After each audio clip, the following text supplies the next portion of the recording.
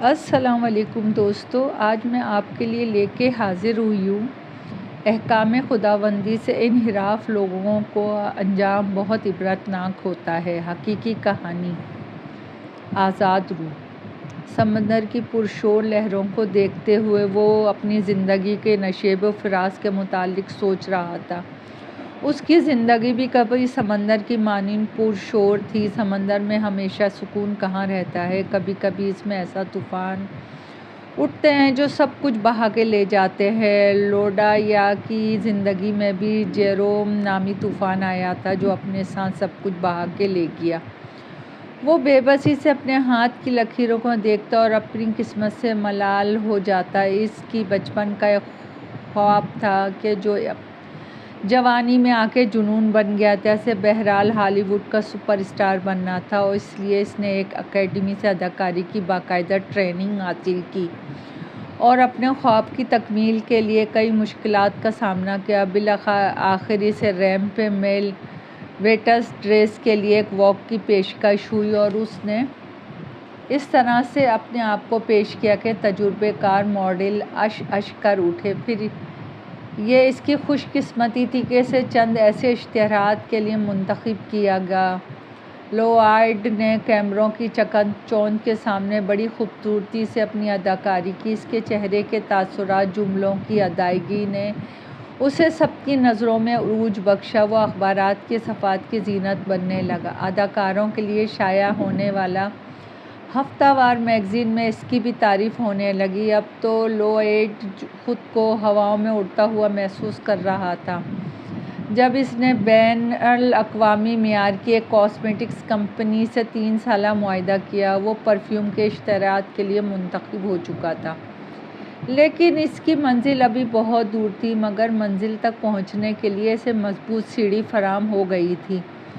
انہی دنوں ایک میوزک البم ریلیز ہوا جس میں ایک نوجوان جیروم نے پہلی بار اداکاری کی تھی۔ اس پر چند گانے پکچرائز ہوئے تھے اور اس نے ہر گانے پہ الگ انداز اپنایا تھا۔ ٹریجک سانگ پہ اس کی افسردگی کمال کی تھی اور رومانٹک گانوں پہ اس کا رومانس، غرض کہ ہر جگہ وہ چھا گیا۔ لوئڈ کا جس کمپنی سے معاہدہ ہوا تھا، اس کے سرمایہ داروں کے درمیان کھٹ پٹ ہو گئی، جس کے نتیجے میں سانجے کی ہانڈی چوراہے پہ پھوٹی اور لوئڈ کے سارے خواب چکنا چور ہو گئے۔ جیروم تیزی سے شہرت پانے لگا اور اس سے کہیں زیادہ تیزی سے لوئڈ پس منظر میں چلا گیا۔ الیکٹرانک و پرنٹ میڈیا پہ جیرو کی دھوم مچی تھی۔ اسے معروف ڈائریکٹر نے اپنی نئی مووی میں تھوڑی سی جگہ دی تھی۔ بدقسمتی سے وہ فلم زیادہ بزنس نہ کر سکی، مگر خوش قسمتی سے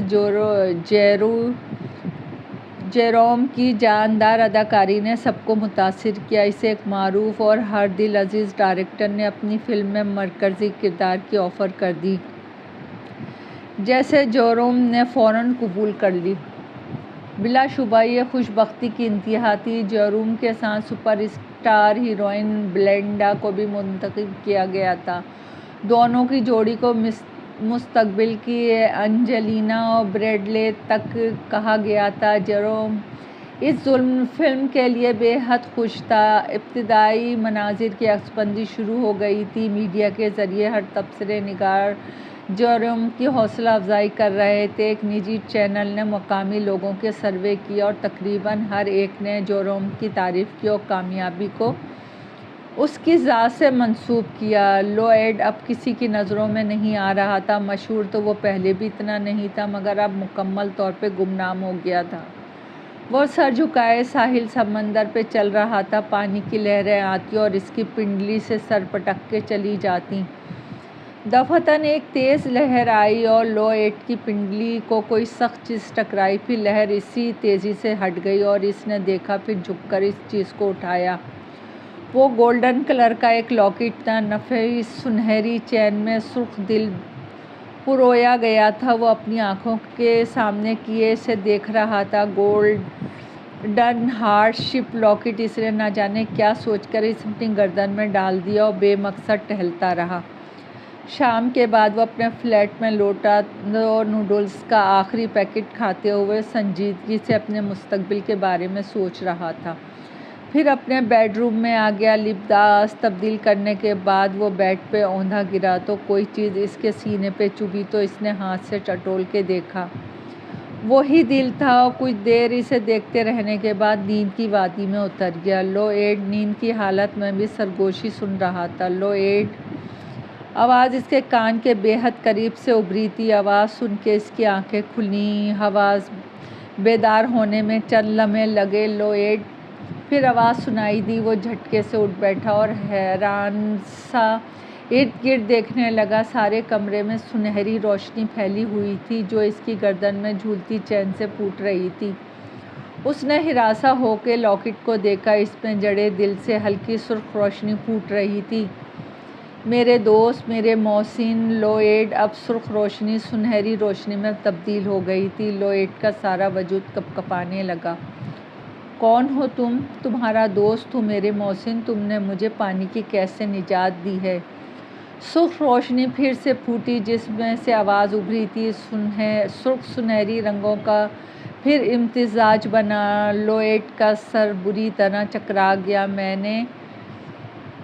ہاں میرے دوست، میں پچھلے کئی سالوں سے اس اذیت میں تھا۔ تم نے مجھے رہا کیا۔ اگر تم یہ لاکٹ اسی وقت نہ پہن لیتے تو شاید میں آزاد نہ ہوتا۔ سرخ روشنی پھر نکلی اور آواز سنائی دی۔ لوئیڈ کا خوف قدرے کم ہوا۔ اس نے دلچسپی سے پوچھا، مگر تم ہو کون؟ اس لاکٹ میں کیسے آئے؟ میں ڈریم ہوں، سرخ روشنی سے آواز ابھری۔ فادر جیمز کو پراسراریت سے والہانہ لگاؤ تھا۔ ان کا اکثر وقت پراسرار جنتر منتر کے مطالعے میں گزرتا تھا۔ ایک دن ان کی نظر ایک قدیم جادوئی کتاب آ گئی جس میں کسی انسان کے مرنے کے بعد فوراً روح کو اپنے قابو میں کرنے کا عمل درج تھا۔ فادر کو اس عمل نے بہت متاثر کیا۔ وہ ہر وقت اس تجربے کو آزمانے کا سوچتے رہتے۔ ان کا کھانا پینا سب ترک ہو گیا۔ ہر وقت سوچوں کا محور وہی پراسرار عمل رہتا۔ ایک رات وہ بار بار اس عمل کو منتر کو دیکھ رہے تھے جب عجیب سی کھٹکے نے انہیں چونکا دیا۔ انہوں نے اپنی مکمل توجہ باہر لگا دی۔ ایک بار پھر ہلکی سی آواز آئی تو وہ خاموشی سے اٹھے اور دبے پاؤں کمرے سے نکل آئے۔ وہ محتاط انداز میں چلتے ہوئے کچن کے پاس آئے۔ ان کے انداز کے مطابق ہلکی ہلکی آوازیں اندر سے برآمد ہو رہی تھیں۔ ایک زوردار جھٹکے سے انہوں نے دروازہ کھول دیا۔ کچن میں ایک شخص موجود تھا۔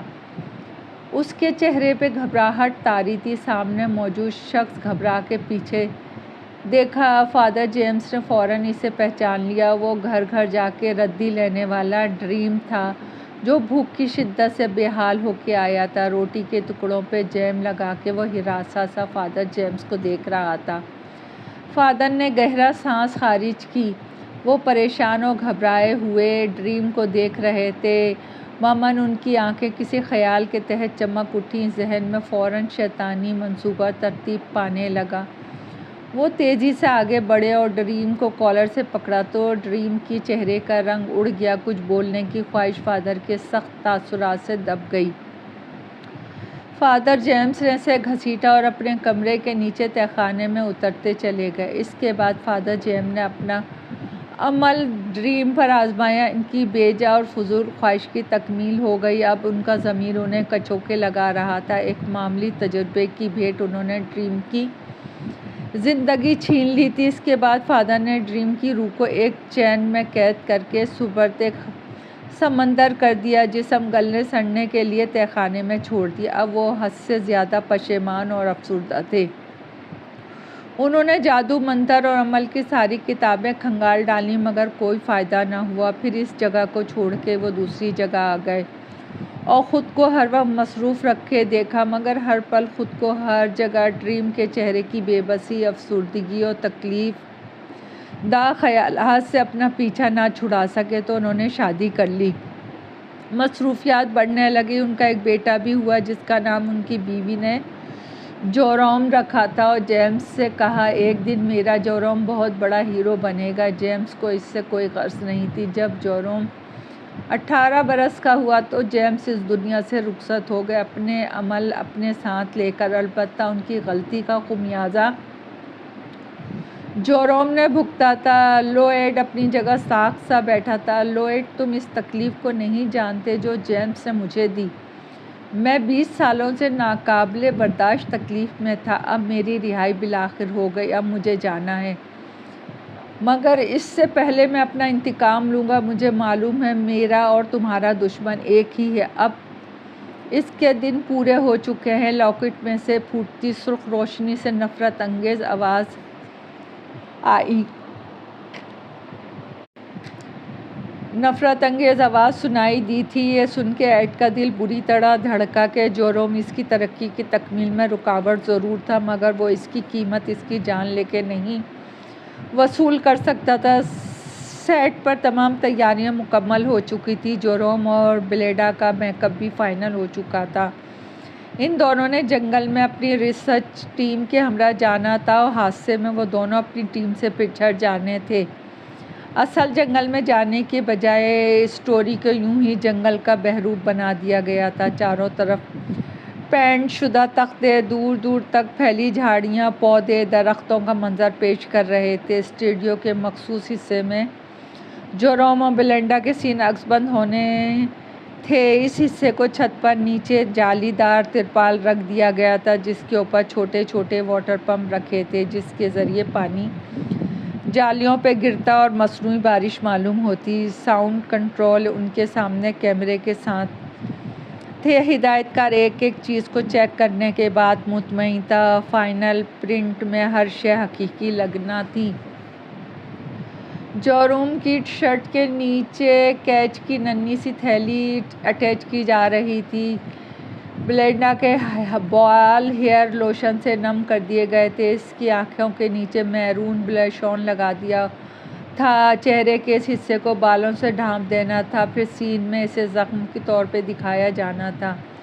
جیروم کے لبوں کے نیچے ریڈ بلش آن لگایا ہوا تھا۔ اس کے منہ کے اندر سرخ رنگ کی ایک گولی ٹیشو پیپر میں لپٹ کے رکھ دی گئی تھی۔ سین میں وہ اسے چبا کے منہ سے لہو بنتا دیکھا تھا۔ پھر سیٹ پہ جا کے چند ایک سین مکمل کروائے۔ سین میں بلیڈا کا زخمی ہونا، جیروم کا گرنا بھی شامل تھا۔ پروڈیوسر دونوں کی اداکاری سے بے حد مطمئن تھا۔ سین رکنے کے بعد جیروم کو مزید سمجھانے لگا۔